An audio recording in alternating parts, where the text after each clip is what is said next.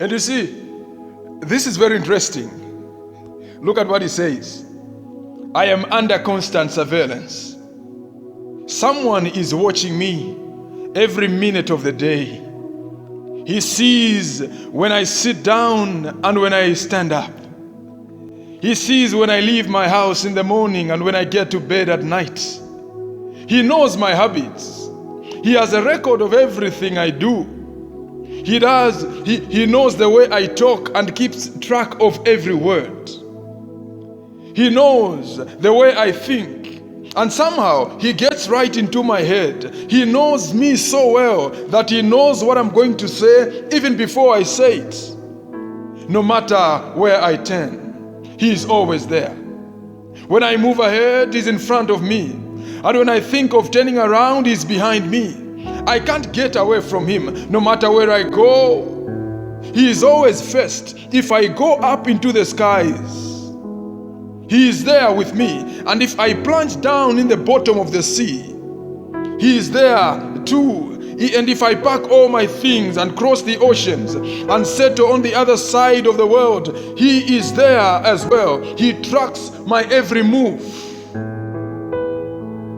And if I turn off the lights and keep the curtains down, he sees me. He sees in the dark as well as in the daylight. I am under constant surveillance, and I cannot escape it. He says, I'm not paranoid. I'm not talking about the stalker or some secret agent.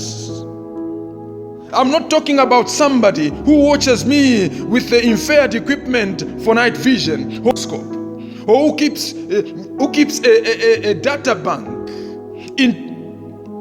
of everything that I do in a computer, or who consults the panel of psychologists to explain the way I think and predict my future behavior.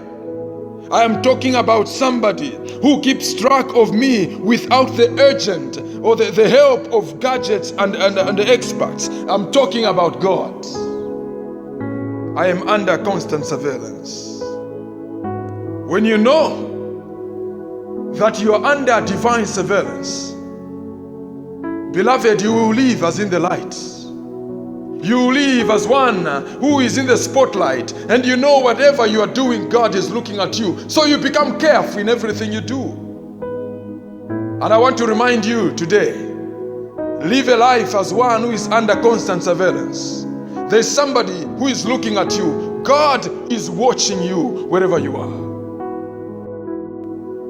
And the best way that you can live your life is to live as in the audience of one. Sometimes we focus so much on other people. And that is why many times we fall into pitfalls of sin when we are alone, because we have a crowd mentality. We focus on people. But when you realize that you're under a divine surveillance, that God is looking at you with his eyes of love and seeks to help you, to build you, to become a better person that he wants you to be, then you become careful in what you do. And so watch your secret habits. There's somebody who knows about them. Your mother may not know, your wife may not know, your husband may not know, your neighbor may not know, the leaders of the church may not know, but there is somebody who knows. He reads your life like an open book. You are under constant surveillance. There is no hidden thing in your life that God is not aware of. And beloved friends, at the close of this life, this God you must meet and settle your account with him. He has given you life, and the best way to live out your life is to live in the audience of one. Commit your life to God. Know that in the dark secrets, God is there. Wherever you go, in the dark shades of night, God's sight cannot be blared by the darkness of night. He lives in constant light, and he sees what we do in darkness. He reads the messages that you delete in your cell phone. He sees the pictures that you delete after you look at them. He He watches you wherever you are. The words you speak that nobody listens to. And beloved friends, in this age of immorality and godless sensuality, remember there is a God who is watching you. Live as one who is under divine surveillance. Be honest in your life. Have integrity and do everything as service for God.